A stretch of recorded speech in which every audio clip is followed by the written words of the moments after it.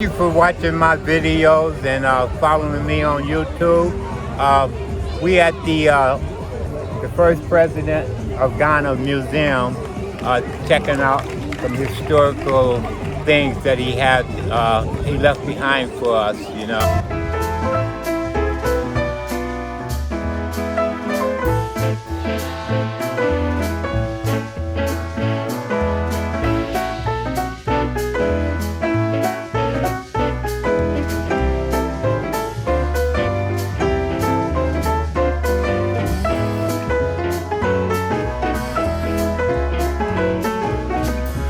Called the old polo grounds.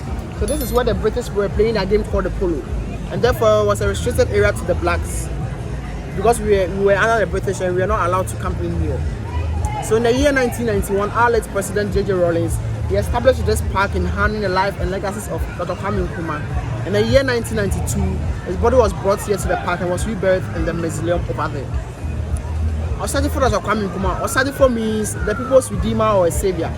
Was the title was given after he helped us gain our independence. So they gave him that title, that name, Osadifo, which means the people's redeemer or a savior. He was born on 21st September 1909 at Nkorfor in the western region of Ghana. He was born to Madam Elizabeth Nyaneva and to Mr. Kobna Nkrumah. The mom was a fishmonger and the dad was a goldsmith. He had his basic education in the Romakande school. Then he got enrolled to the Achimota Teacher Training College, which is now known as the Achimota School. So after his education in the Achimota College, he moved back to his hometown and started teaching in some country schools that were present in the Gold Coast by then. So after his teaching in the Gold Coast, he got a scholarship to study outside the country.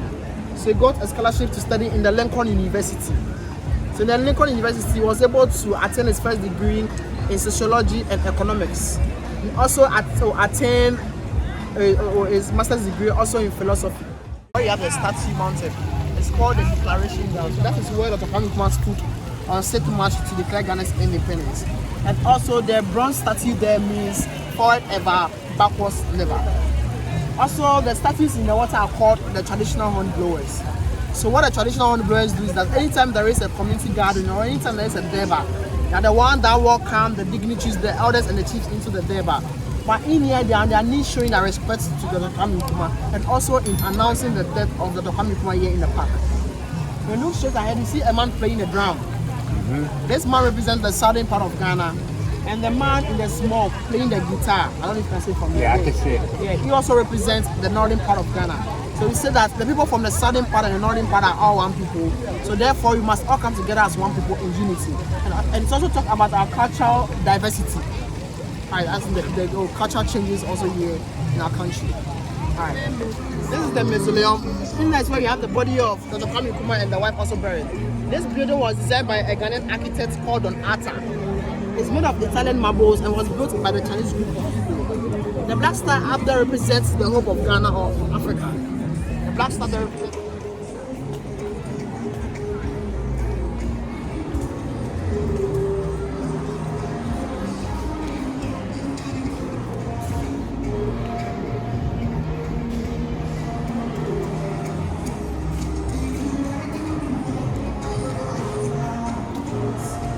burial took place in Guinea, the second burial took place in Nkorfor, and the last and final one took place here in the park. So this is final resting place of Osadifo Dr. Kwame Nkrumah.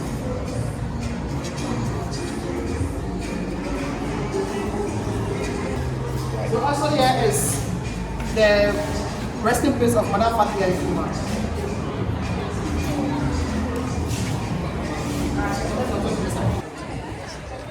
Okay, so this statue you see here used to be a complete statue which was mounted in front of our old Parliament House, which is just opposite the park. So during the 1966 coup d'etat, or after the government of Dr. Kwame Nkrumah was overthrown, some angry people went around to destroy things of Dr. Kwame Nkrumah and other properties. So this is one of the things they went on to destroy. So whilst they're destroying it, a patriotic citizen or a patriotic woman saw what was going on. And after they had left, she went on to pick the head of the statue and she kept it for 43 years. It was recovered and was sent to the National Museum and was brought to the park to be mounted.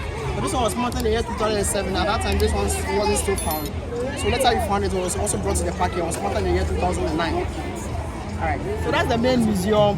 In there consists of some personal belongings of Dr. Kwame Nkrumah, and it's divided into 4 sections.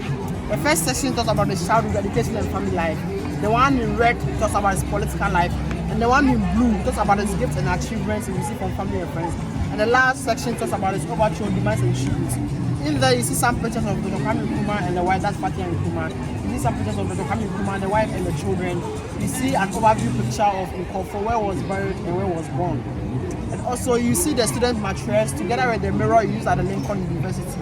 You see the bag he was traveling with before he got to know that his government was overthrown. You see the trunk he used at the Achimota Teacher Training College. And also, you see the overcoat he went to the UN General Assembly. You see one of his favorite smoke, that's the Batakali that he used to wear. You also see his presidential decks. On the presidential deck, you see his telephone, his pens, and stamps. Also, you see he wrote 14 books and 5 pamphlets. You see some of them in the bookcase. That's the same bookcase he used at the Lincoln University.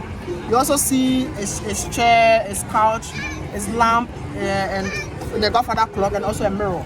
So you see a very big mirror there. That big mirror was a gift from the British delegation. You also see a stool. So a stool, that was a gift from the grandmother. You see a clock, that was a gift from a friend. You see a fan, that was a gift from the Chinese ambassador. He has 2 walking sticks. The black one is a gift from a friend, and the brown one used to be his favorite walking stick. And also there you see the other piano. You see the metallic casket his body was placed in and was sent to Nkrumah. You also see a picture of, you see a picture of his body when it's arrived from Romania to Guinea. You also see a picture of the mother and the wife during the second burial. And you also see a picture of Francis Nkrumah, that's the firstborn of the family Nkrumah. You also see the picture of the woman that she gave birth with before going to marry Fathia Nkrumah. That's Francis' mother. That's Madame Fanny Retabila. So you see all this picture there. So I've given a brief. So the pictures or different portraits of the family Nkrumah with so many different facial expressions. The first time in a very happy mood. The last one a very sad or angry mood. This tells us that Dr. Kwame Nkrumah is just a human being like us. Sometimes he gets very happy, sometimes he gets very sad. And also that's his favorite quote. That says, I'm not African because I was born in Africa, but Africa was born in me, but because Africa was born in me. And also you have his name under it and his signature. The black star there represents the hope of Ghana or Africa.